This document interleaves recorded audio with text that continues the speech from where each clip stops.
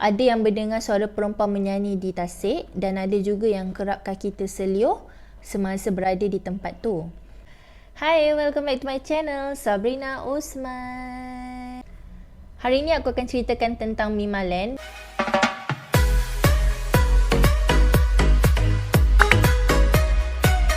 Ramai tak tahu cerita tentang Mimaland sehinggalah Mimaland ni tersenarai antara tempat yang paling menyeramkan dan berhantu di Malaysia.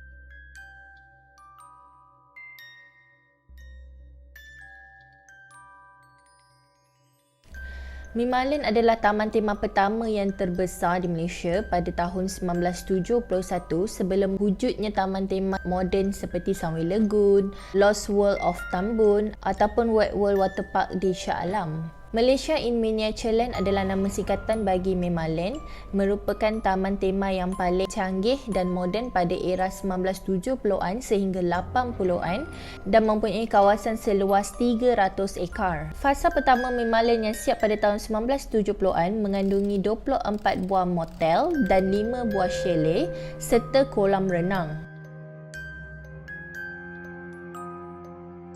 Antara tarikan utama Mimaland pada peringkat awalnya ialah Taman Haiwan Prasejarah yang mengandungi model-model binaan dinosaur yang begitu mengagumkan pada zaman tu.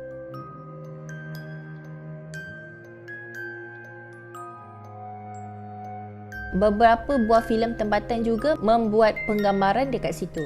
Tapi malangnya Mimaland terpaksa ditutup akibat kemalangan di papan luncur air gergasi Mimaland pada Januari 1993 menyebabkan seorang warga negara Singapura berusia 27 tahun maut. Selepas kejadian kemalangan yang berlaku tersebut, pihak pengurusan Mimaland membuat keputusan untuk menutup sebentar Mimaland untuk proses-proses membaik pulih. Selepas selesai proses membaik pulih, Mimaland buka semula tempat tersebut dan pada tahun 1994 berlaku kerosakan pada dinding kolam renang yang berpunca daripada tanah runtuh menyebabkan air lumpur masuk ke dalam kolam renang tersebut. Selepas tu Mimaland terus ditutup selama-lamanya. Menurut bekas pekerja Mimaland mengatakan, Mimaland ditutup bukan kerana ada kemalangan maut yang berlaku ataupun kejadian tanah runtuh yang menyebabkan air lumpur masuk ke dalam kolam renang, tapi disebabkan pihak pengurusan merancang untuk pembangunan semula yang akhirnya tidak berjaya. Semasa Mimaland masih lagi beroperasi, ada satu bilik berhantu yang sangat ditakuti oleh pekerja dekat Mimaland.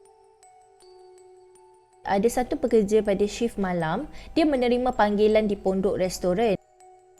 Dia menerima satu tempahan daripada satu customer yang duduk dalam bilik. Jadi dia pun menyiapkan pesanan tersebut. Selepas siap, dia pergi menghantar pesanan ke bilik tu dan mendapati tiada satu customer pun yang duduk dalam bilik tu. Selepas Mimaland ditutup, ada beberapa orang yang share pengalaman misteri mereka semasa mereka berada di Mimaland. Ada yang mendengar suara perempuan menyanyi di tasik dan ada juga yang kerap kaki terselioh semasa berada di tempat tu.